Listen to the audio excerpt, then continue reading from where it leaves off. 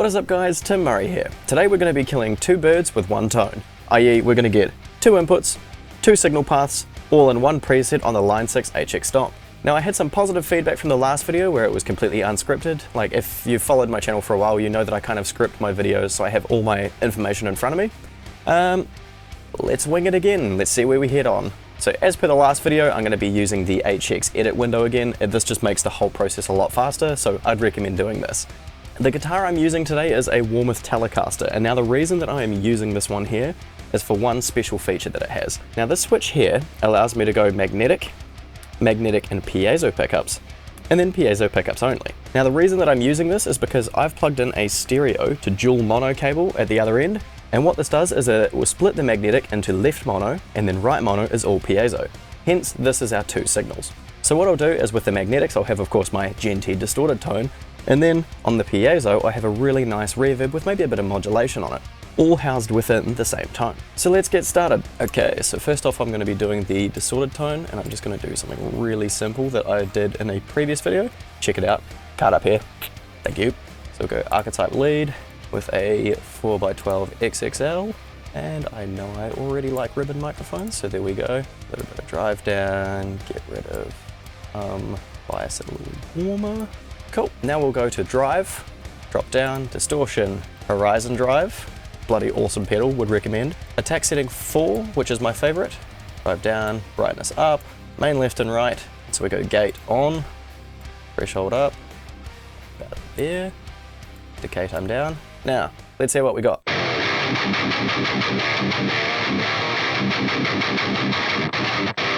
Pretty good. I'll just turn the master channel.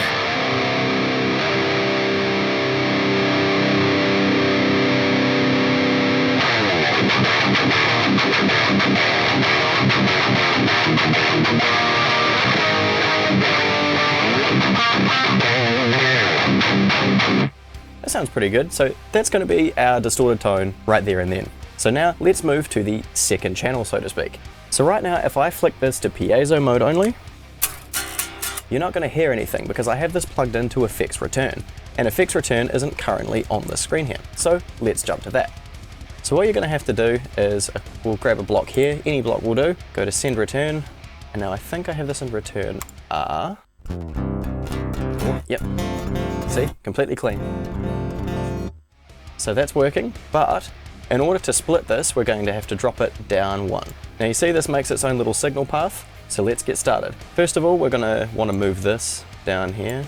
There we go. And now instantly what's going to happen if you drop this down to another path is that it's going to put this split Y here. Now the thing being is that this is actually going to send some of the magnetic sound through that channel as well, which we don't want. So let's go split AB and then go route to A100. So hopefully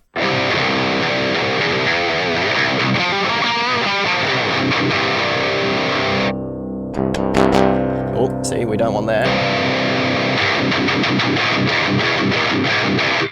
So now our DI signal from the magnetic pickups won't interfere with our piezo signal at all. Let's get started. Now what I'm going to do here is I'm going to apply a modulation, and let's just go through a couple, see what they sound like.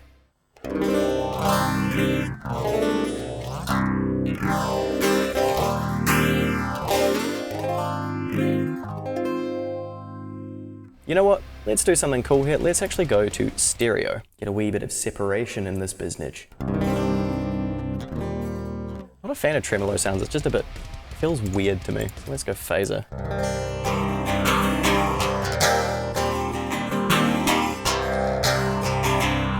Maybe a flanger?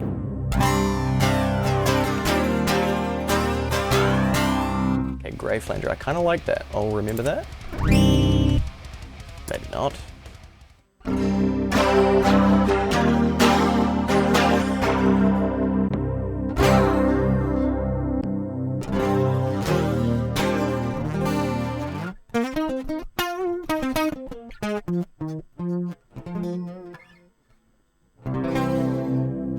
Yeah, let's stick with that chorus there. I think that sounds quite nice. Now we could just put a delay and a reverb here, but this is only going to affect the piezo tone. Something that I want to do here, which kind of shows the versatility of this, is that I want the reverb to actually affect the distorted signal and the piezo as well. So what you do is, of course, drag this here back. And now anything that you place in this section after this split will now apply to both tones. Then we can go to the delay here. Of course, because this is a stereo effect, let's now put a stereo delay on it. And we'll go, well, we've already got modulation, so maybe just a simple delay.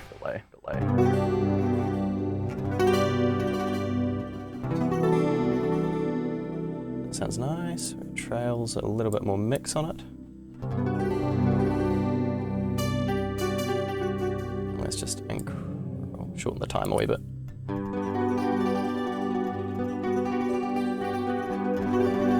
Cool, there we go. Now of course after that I love me some reverb.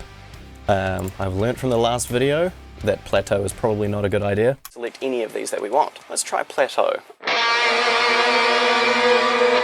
Let's not try plateau.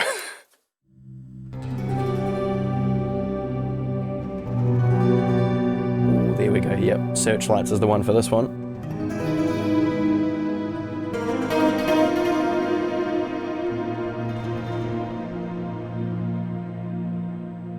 Beautiful.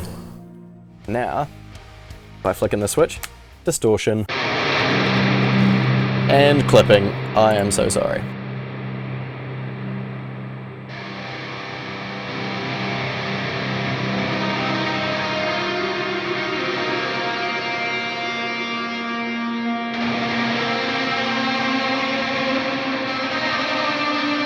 Now that is probably a little too much reverb, something that I seem to do quite a lot.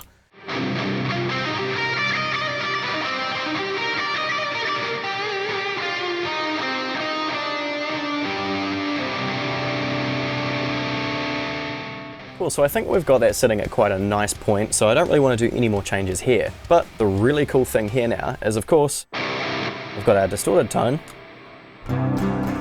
We've got our nice acoustic piezo tone there, but of course you've got this middle section here as well, which will be both of them at the same time, running through that reverb together, and the result is really, really nice.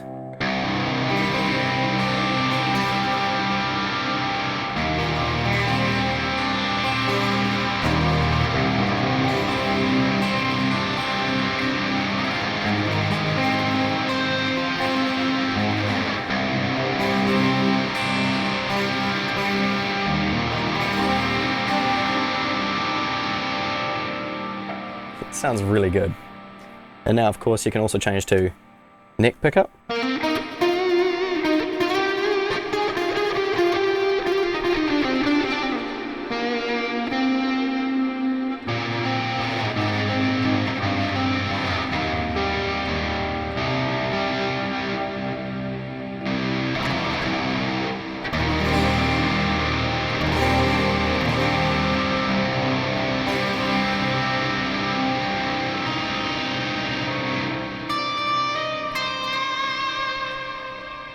Very nice, very nice. Now this technique doesn't apply to just piezo guitars. Now you can have whatever you want going through these two individual signal paths. Doesn't have to be guitar, you could also do synthesizer, bass, and any mix of those items as well. The world's your oyster. Something that I won't get into in this video is that you can modulate these splitter combiner modules, and what they will allow you to do is define how much of each signal path gets sent to it. So if you wanted the clean channel for your DI signal rather than your piezo, it's entirely possible. Something else that's really cool here, and something that I'll show you just before we finish this video, is that if I grab this block here, send return, and then I'm going to put this to send L, then we will drop it down here. What this allows me to do is that it is going to send out of the unit from that particular point in the chain, out of one of the sends on the side of the unit. Then this is going to go into another channel into my audio interface where I can affect this completely different from the rest of the tone. This would also allow me to record a DI if I went to the very start of the tone, which could be really helpful for reamping later. So now that tone is going to input 5 and 6 and also input 7 on my audio interface. So input 5 and 6 will sound like this. And then input 7, which is going through a dark glass preamp, will sound like this.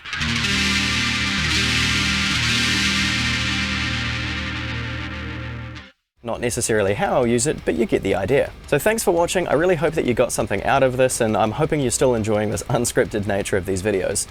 Let me know if this was sufficiently wung.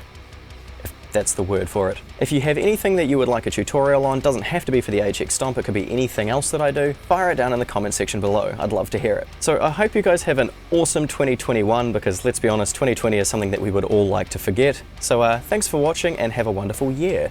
Timmy out.